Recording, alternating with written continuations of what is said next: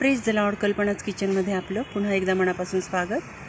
आज आपण बघणार आहोत शेवग्याच्या पानांचे भजी, शेवग्याच्या पाल्याची भजी. तर इथं मी तुम्हाला शेवग्याचं झाड दाखवते आमचं. हे बघा किती सुंदर शेंगा आल्यात, बघू शकता तुम्ही. आणि अतिशय गोड आहेत, अजिबात कडवट नाही आहे आणि खूप लांब लांब शेंगा आहेत, बघू शकता. 2-2 फुटाच्या शेंगा आलेल्या आहेत. हे बघा.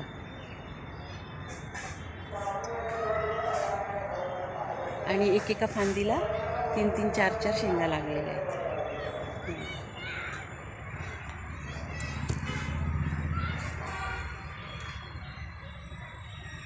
आणि छान कोवळा कोवळा पाला पण आहे.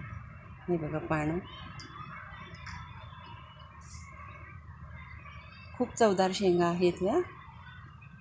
आता असा मी हा पाला कोवळा कोवळा तोडून घेणार आहे आणि मग त्याचे भजी तुम्हाला दाखवते. याचा बघू शकता. आता याची आपण भजी करूया. आणि हे थोडंसं आपल्याला 5 मिनटं पाण्यात ठेवायचं आणि मीठ घालून 5-1 मिनटं आपण पाण्यात ठेवूया, म्हणजे त्याच्यावर असलेली धूळ घाण काय सगळं निघून जाईल.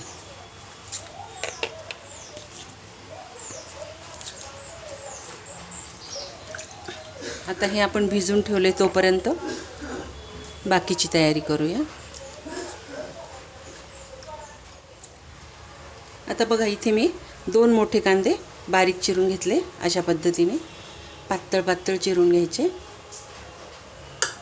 आणि पाव चमचा हिंग, अर्धा चमचा हळद, 1 चमचा धणे भरड करून घेतली आहे, 1 चमचा जिरे आणि अर्धा चमचा बडीशेप.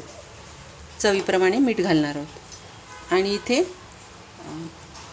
4 हिरवी मिरची मी बारीक चिरून घेतली आहे.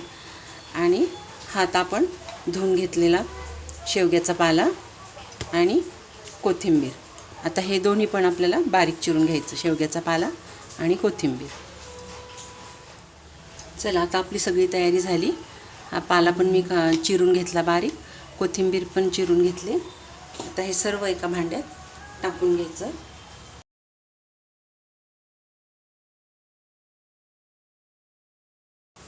कांदा,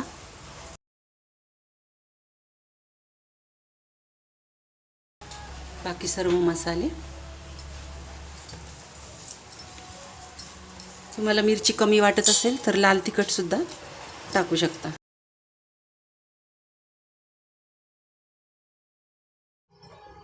आता आपल्याला बेसन पीठ लागेल तसं टाकायचं आहे. जेवणाच्या वाटीचं प्रमाण घेतलेलं आहे मी. 1 वाटी घेतलं आहे सध्या. जेवढं लागतं तेवढं आपण घेणार आहोत. चवीप्रमाणे मीठ घ्यायचं. अंदाजेच टाकून घ्यायचं, नंतर आपल्याला बघता येतं मीठ.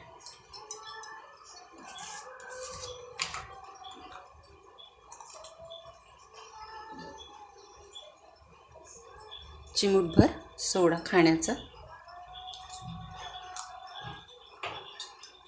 आता हे सर्व आपल्याला एकत्र करून घ्यायचं.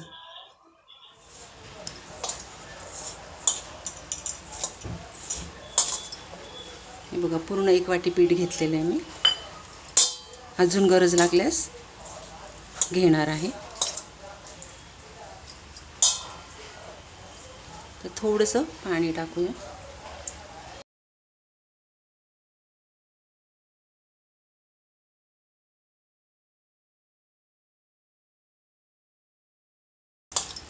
खूप पातळ पण करायचं नाही.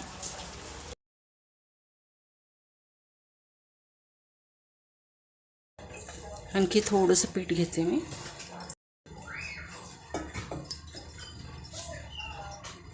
आणखी थोडं पीठ घेतलं. 1-2 टेबलस्पून आणखी घेतलं.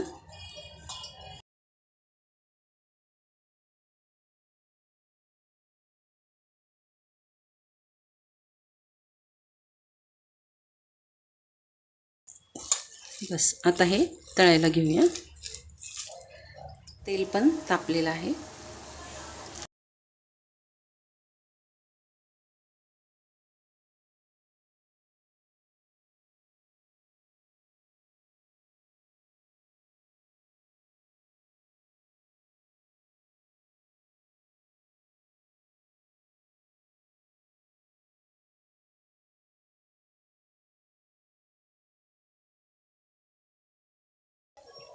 मस्त भजी होतात ही शेवग्याच्या पाल्याची. नक्की करून बघा तुम्ही. पौष्टिक पण आहे, सर्व गुणधर्म आहेत शेवग्यामध्ये.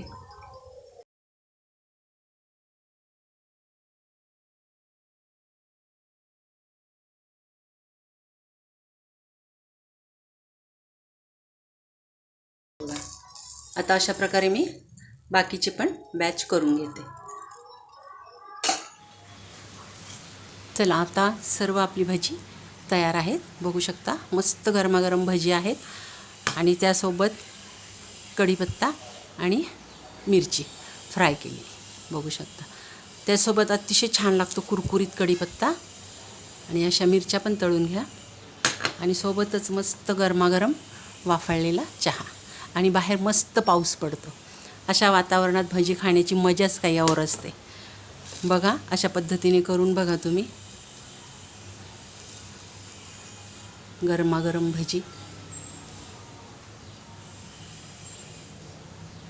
शेवग्याच्या पाल्याच्या भज्याची रेसिपी जर तुम्हाला आवडली असेल तर नक्की लाईक, शेअर, सबस्क्राईब करा.